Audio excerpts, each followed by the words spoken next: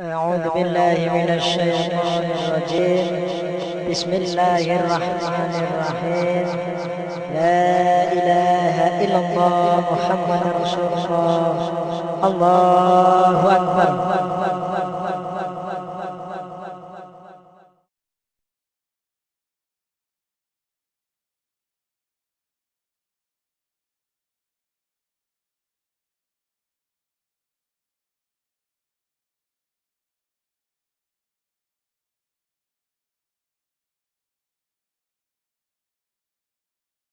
بسم الله الرحمن الرحيم. السلام عليكم ورحمة الله وبركاته. الحمد لله رب العالمين، والعاقبة للمتقين، ولا عدوان إلا على الظالمين، والصلاة والسلام على أشرف الأنبياء والمرسلين نبينا محمد وعلى آله وصحبه أجمعين. يا أيها الذين آمنوا اتقوا الله حق تقاته ولا تموتن إلا وأنتم مسلمون. اللهم لا سهل إلا ما جعلته سهلا وأنت تجعل الحزن إذا شئت سهلا. إخواني وأخواتي في الدين رحمكم الله. Kalau kita mendengarkan dan membaca pemikiran-pemikiran kelompok yang menyimpang dari mereka yang menamakan dirinya sebagai kelompok modernis atau inklusif atau substantif atau liberalis atau nama-nama lain yang tidak akan muncul, seperti akan muncul nanti istilah globalis. Kalau kita menyimak ucapan, tulisan dan sebagainya, ada saya bawa contohnya. Ini bentuk kerjasama yang dilakukan oleh kelompok Islam liberal ini dengan kelompok negara-negara Barat yang anti-Islam, karena ada dari mulainya dalam satu seminar tentang agama dan multikulturalisme di Jakarta, dan dibiayai betul oleh mereka dengan menampilkan kelompok-kelompok kalangan yang menyimpang tadi itu, sivilis katanya, dan mereka juga membuat majalah yang model seperti ini, Syariah. Dan yang anehnya ditampilkan diantaranya pernyataan anaknya Quraish Shihab yang katanya profesor doktor bidang tafsir itu, dengan pernyataan yang perlu dijilbabin itu hati, bukan penampilan zahir itu. Saya nggak tahu gimana cara menjilbabin hati itu. Jadi inilah bentuk-bentuk pandangan mereka yang rata-rata isinya katanya gitu terus. Di kesimpulannya seluruh pemikiran kelompok Islam liberal, sekuler dan sebagainya itu kesimpulannya katanya. Kalau kita kembalikan kepada ajaran Islam, jangan mendahulukan katanya, karena itu paling dibenci oleh Rasulullah SAW. Paling dibenci oleh Allah Subhanahu wa taala. Kata Nabi, "Allah kariha alaikum qila wa qala." Rasulullah itu benci kepada kalian kalau hanya katanya. Makanya saya tidak mengikuti cara mereka katanya begitu. Saya akan menyampaikan katanya Allah.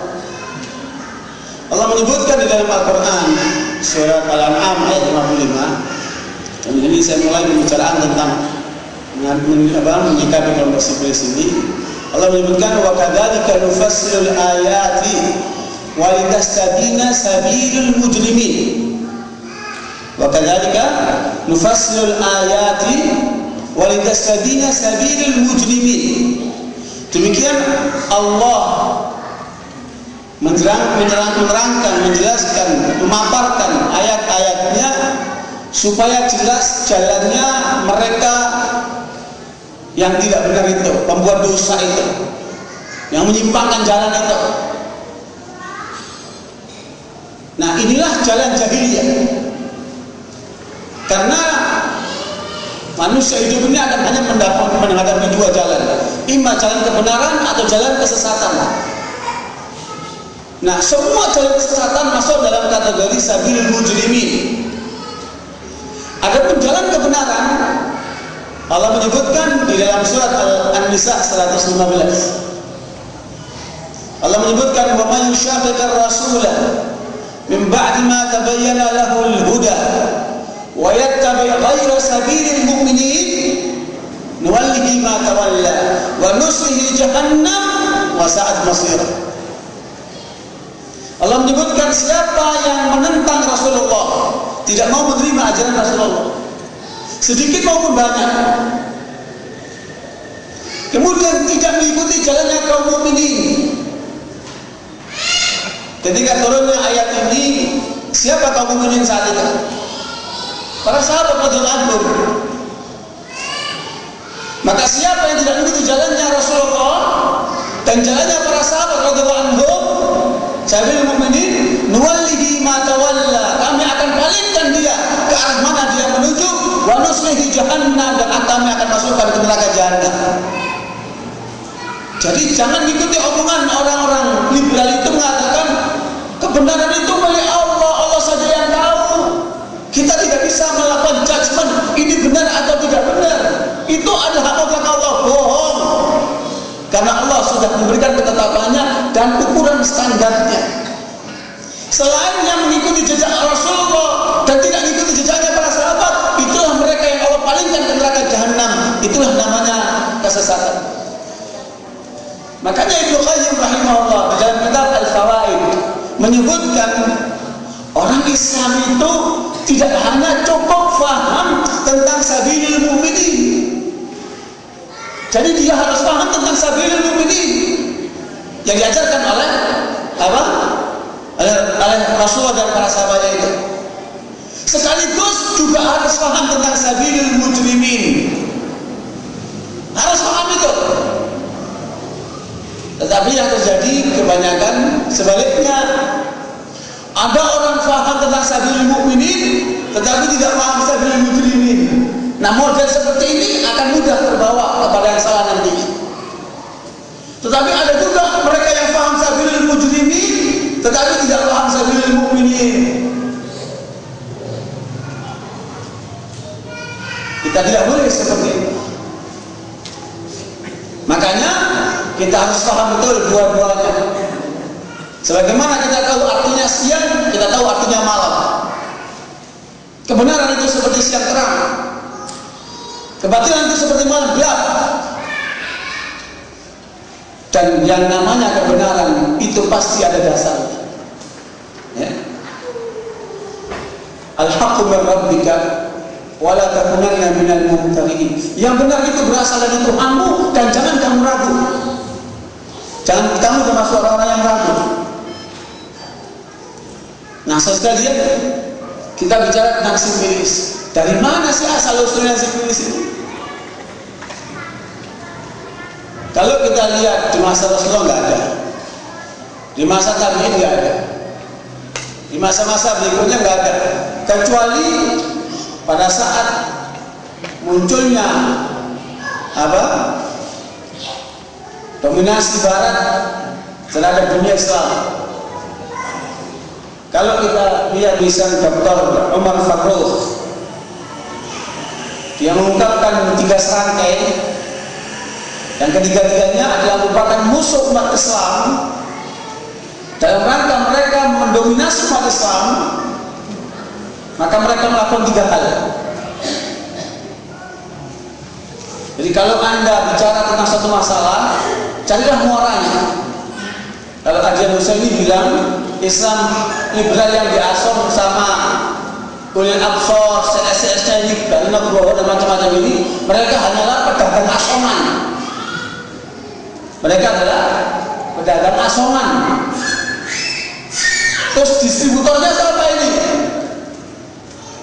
Diungkap sendiri oleh Dr. Greg Barton di dalam disertasi doktornya di Melbourne.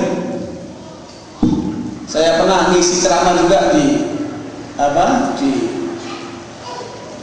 dua perguruan tinggi yang dia ngajar di situ, yaitu Taiping University sama Latrobe University di Melbourne itu.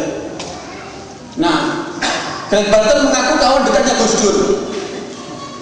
Dia menyebutkan bahwa Islam liberal di Indonesia dalam disertasi doktornya itu dipimpin oleh 3 orang sebagai lokomotifnya.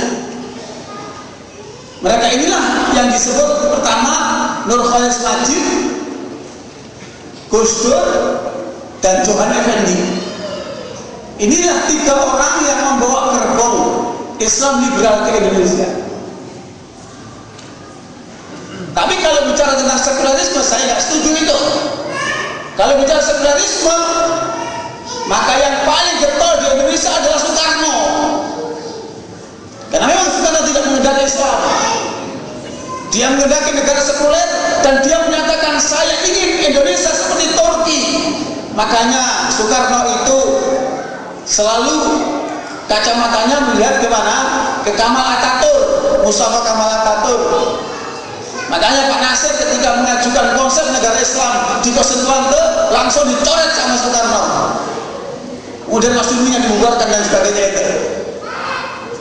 Jadi harus dipisahkan antara sekularisme, liberalisme, dan isme-isme lain itu masing-masing punya peranan dan posisinya.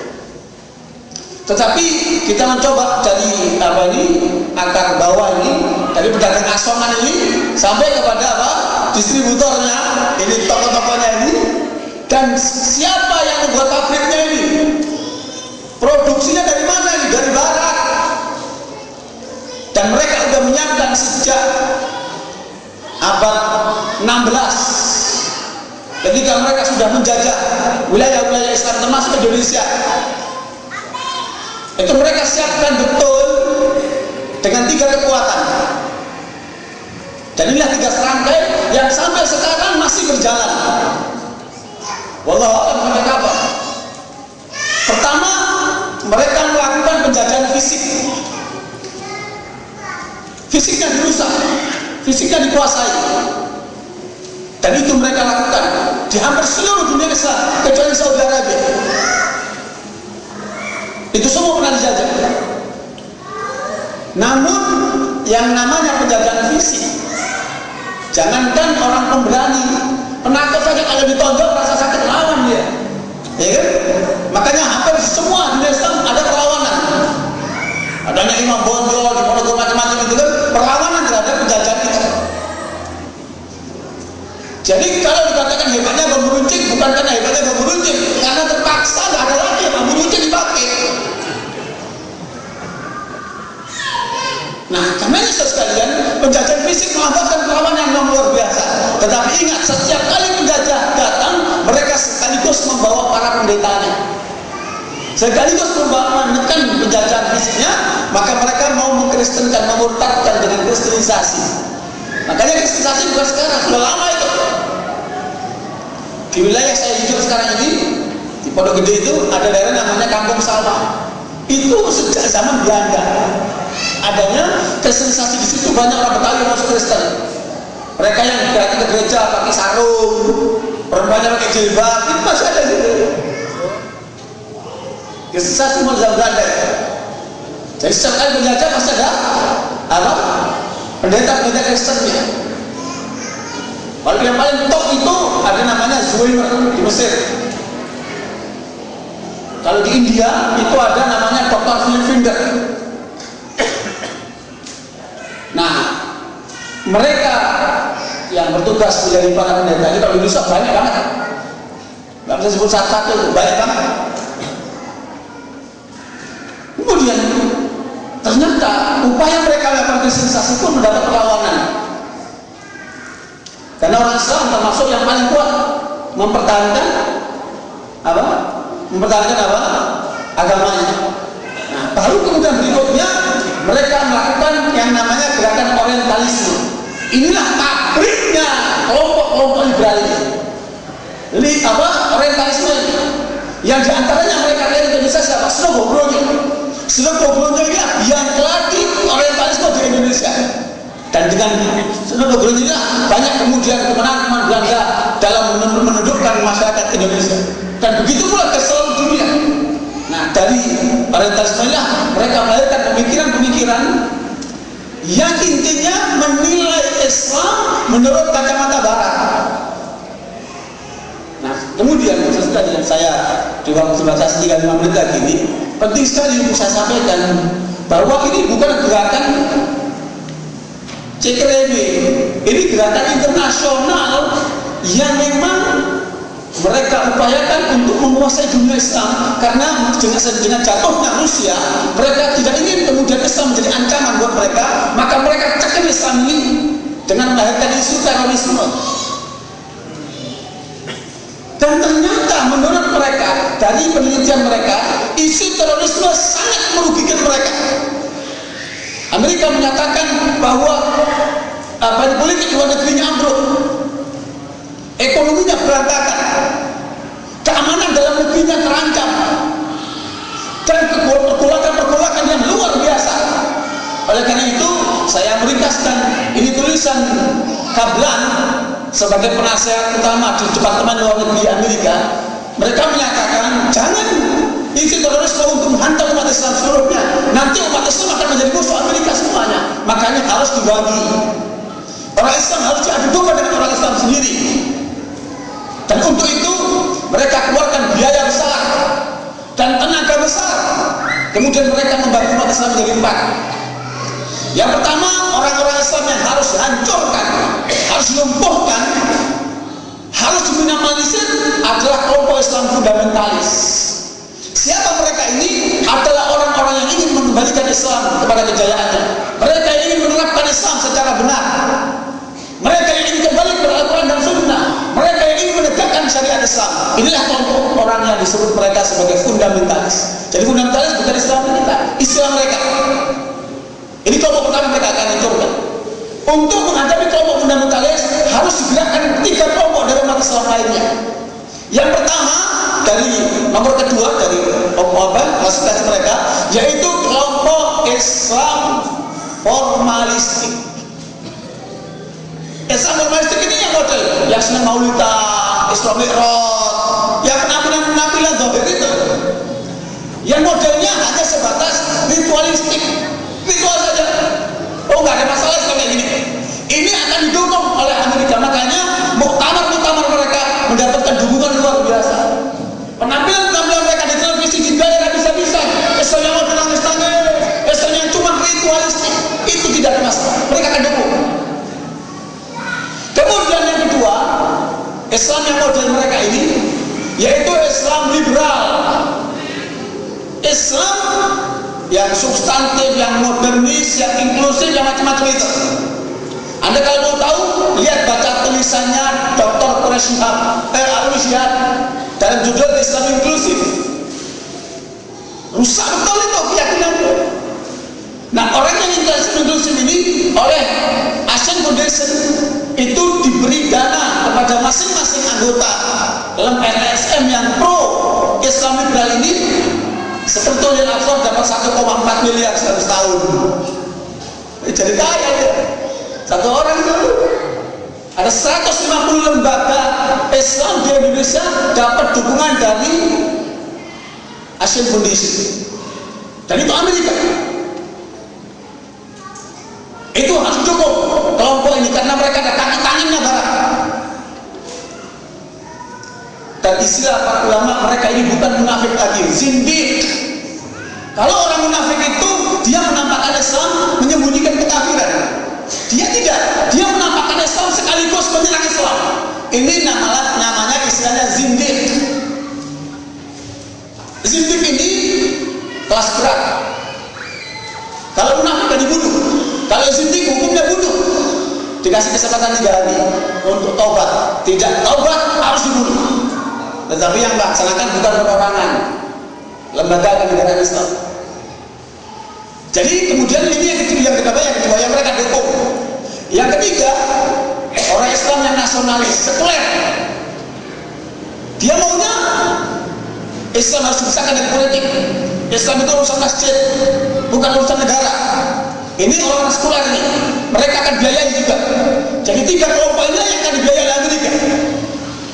Untuk apa? Untuk menyerang kelompok fundamentalis. Yang cirinya kalau laki ada jenggotnya, perempuan pakai jilbabnya, pokoknya macam itu. Ada tanda-tandanya yang mereka cirikan seperti itu. Nah, sekalian untuk itu mereka akan membiayai selain orang-orang langsung Islam untuk menghadapi kelompok fundamentalis itu, mereka akan gerakkan sejumlah besar daripada manusia-manusia dari CIA. Kemudian mereka akan buka lembaga-lembaga Islam ala mereka. Dan jangan lupa, Islam yang 3 model tadi itu oleh mereka disebutkan oleh Profesor Dr. Ja'far Idris di Amerika, disebut dengan Islam Hiloni, Islam warna-warni, Islam ala Amerika. Jangan lupa, nanti akan ada muncul orang-orang Islam ala Amerika, itulah model daripada Islam liberal itu. Islam Hiloni namanya. Kemudian mereka akan berusaha dengan segala macam kekuatan yang ada, termasuk mass media dan sebagainya.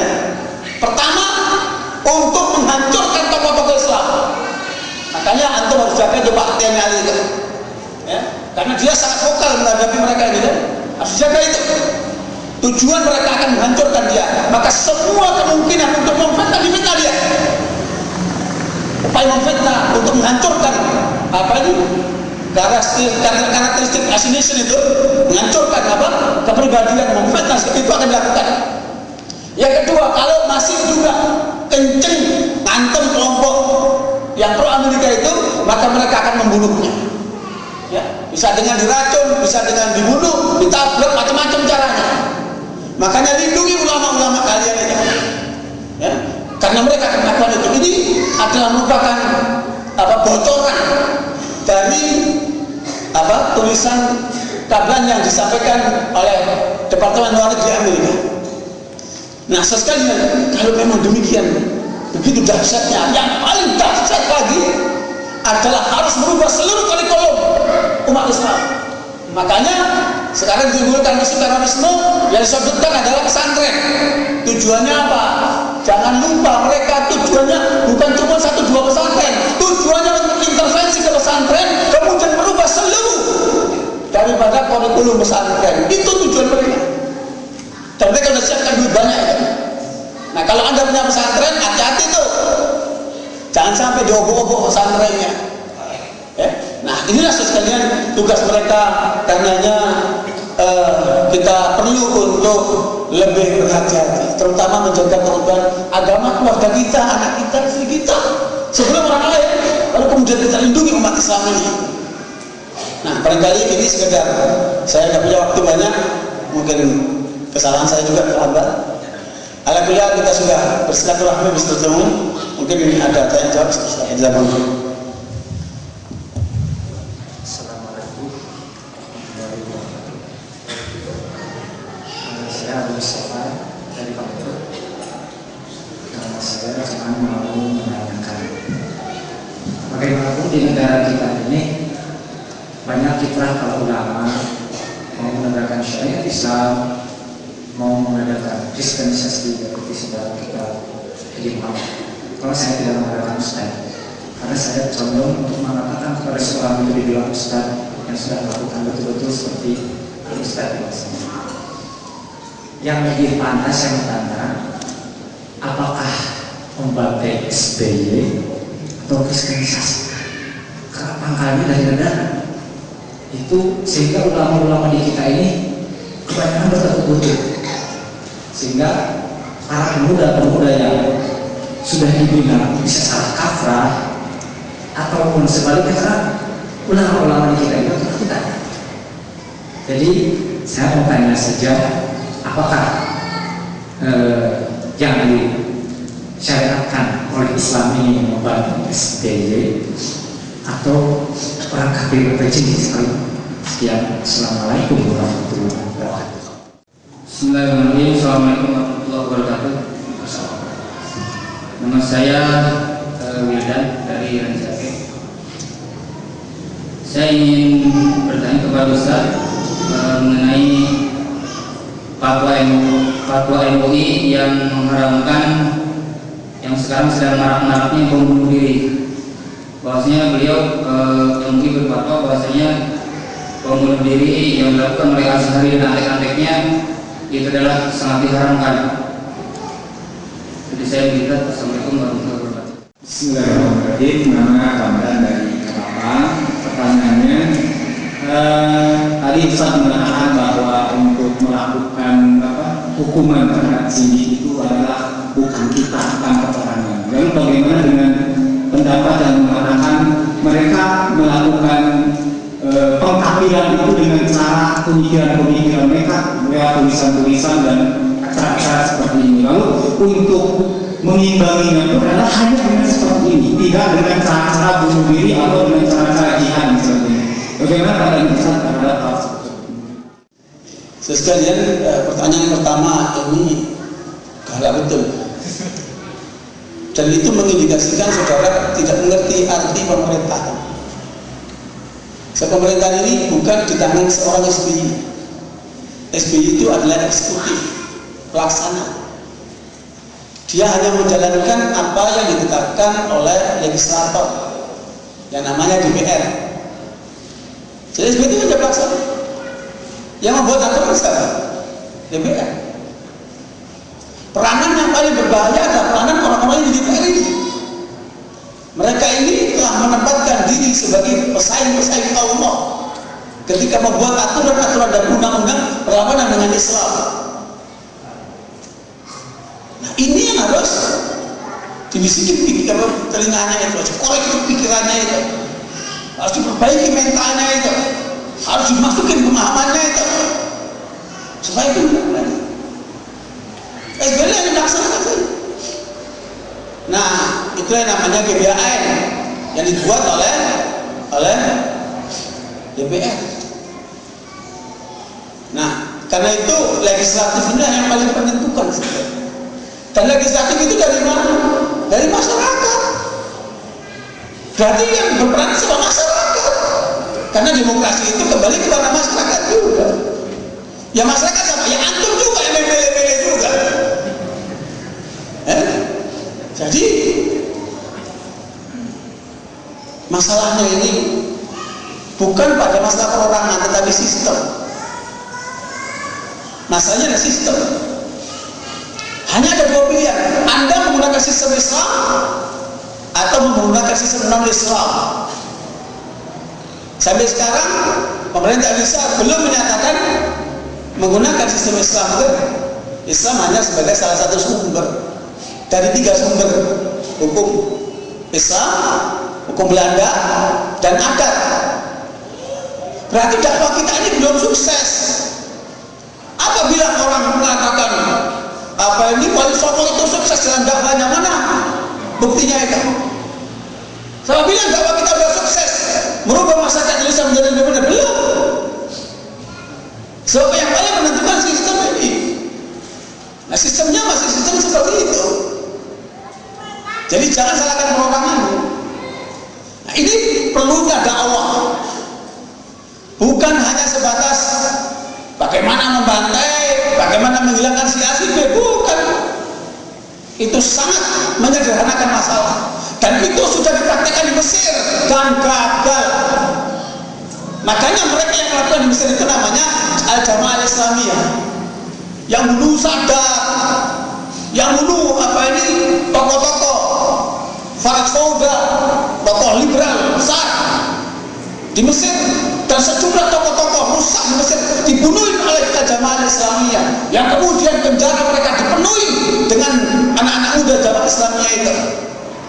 Lalu tahun 2002 kemarin pimpinan-pimpinannya nyadari bahwa perbuatan kita selama ini salah, keliru. Apa yang menjadi sasaran yang kita inginkan, pelaksanaan syariat Islam tidak terjadi. Apa yang ingin kita lakukan untuk membuka mereka tidak terjadi. Apa yang ingin kita dapatkan supaya dakwah menyebar tidak terjadi. Banyak hal-hal yang kemudian mereka inginkan tidak terjadi dengan perilaku-perilaku seperti itu. Karena ini bukan masalah peperangan, ini masalah sistem. Makanya kalau mau bekerja ya sistemik juga. Jadi begitu, saudara sekalian. Jangan berpikir hanya sebatas emosional. Dan perlu diketahui tidak ada proses perjalanan sejarah umat Islam terbangun hanya dengan emosi, hanya cuma dengan ngomong, harus dengan konsep, harus dengan kader-kader, harus dengan kenyataan-kenyataan di lapangan yang nyata, harus dirasakan oleh umat ini. Islam adalah rahmatan lil alamin, meskipun disebut oleh orang-orang liberal dengan mana yang salah. Arti Islam rahmatan lil alamin adalah Islam selalu bermaslahat buat setiap orang manusia, muslim maupun kafir.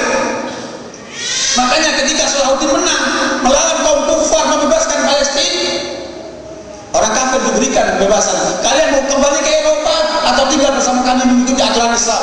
Mereka bilang, kami tinggal bersama Anda meskipun kami menjalankan agama kami sendiri. Silakan menjadi ahli dhimma. Bukankah Islam menjadi rahmat buat mereka itu? Tidak takut dengan Islam mereka. Mereka justru senang hidup di wilayah orang Islam. Nah, kita ini belum menampilkan Islam yang utuh. Islam kita yang kita tampilkan Islam bopeng-bopeng, bukan Islam yang paripurna. Dan ini mustahil kalau kemudian kita mengandalkan 1-2 orang. Bukan.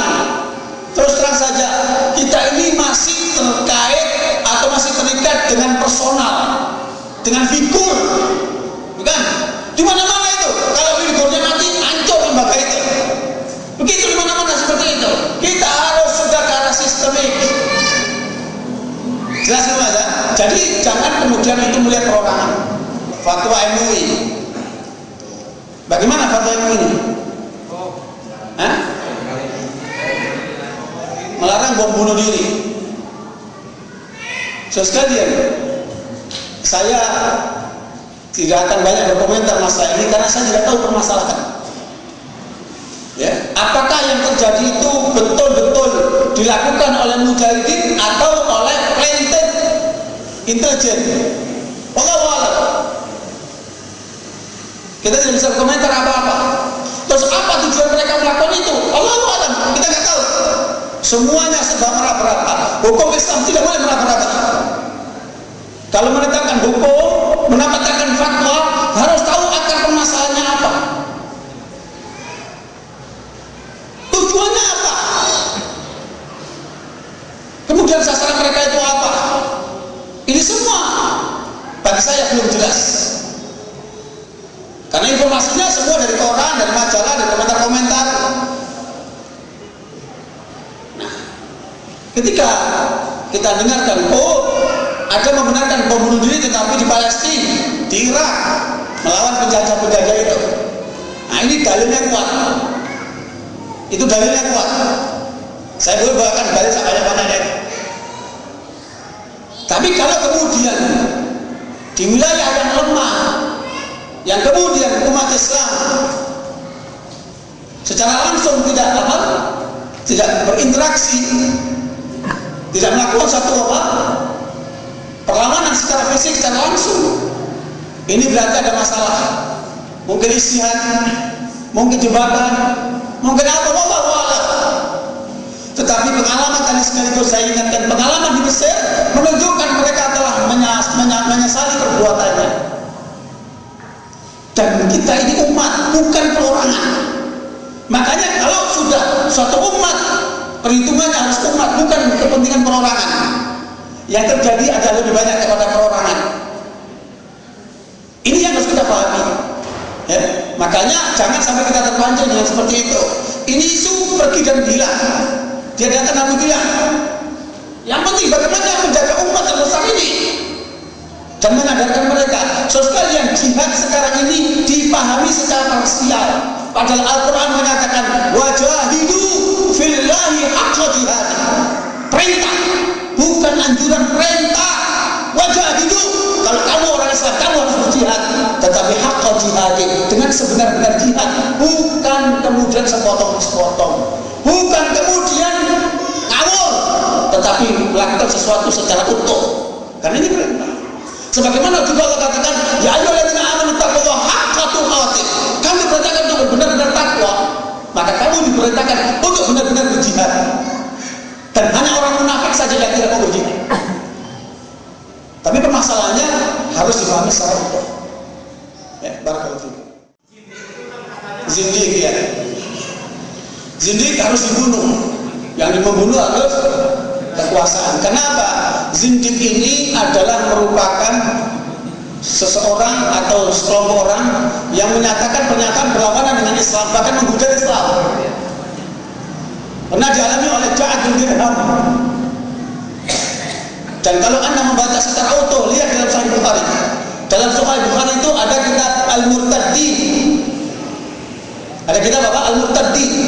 Tentang satu bagian bab khusus membahas tentang kaum murtad, yang bagaimana kemudian ada istiqamah bagi kaum zindik itu. Diberikan waktu 3 hari. Itu yang dilakukan oleh Ali bin Abi Thalib. Ketika kemudian ada orang-orang yang mengatakan engkau Tuhan dari kalangan orang Syiah itu, engkau Tuhan. Tapi kemudian Ali berikan waktu 3 hari, enggak, kemudian dibunuh dengan dibakar oleh Ali bin Abi Thalib.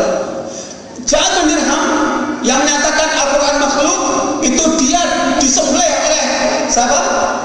Oleh siapa? Abdullah Al-Qisri. Dia katakan kaum muslimin, semoga Allah memberkahi kalian. Kalian memotong korban hari ini, saya akan menyembelih Ja'ad bin Dirham. Kenapa dia zindik? Nah, kenapa dia sudah diistiqabah 3 hari, tetapi dia menolak? Istiqabah itu adalah untuk menyadarkan kembali kepada orang itu dengan melakukan suatu komunikasi untuk disadarkan. Kalau nggak mau sadar, berarti memang orang ini rusak. Maka baru dihukum itu. Saudara tahu kenapa kemudian para sahabat memerangi pengikut-pengikut Musailamah al-Kadzdzab yang mengaku Nabi itu? Mereka mengaku sama Allah, mereka sholat, mereka zakat, tetapi mereka tidak menerima Rasulullah. Atau mereka menerima Rasulullah ditambah menerima ada Nabi lagi. Berarti menyalahkan Allah. Mereka dianggap kafir dan diperangi menjadi kaum murtadin. Dan itu semua dilakukan oleh negara, bukan orang. Nah, kalau kita lihat itu banyak sekali, maka kembalilah Anda membaca dalam Sahih Bukhari Kitabul Murtadin. Barakallahu fikum. Wassalamualaikum warahmatullahi wabarakatuh. Mohon maaf atas segala kekurangannya. Walhamdulillahirabbil alamin. Wassalamualaikum warahmatullahi wabarakatuh.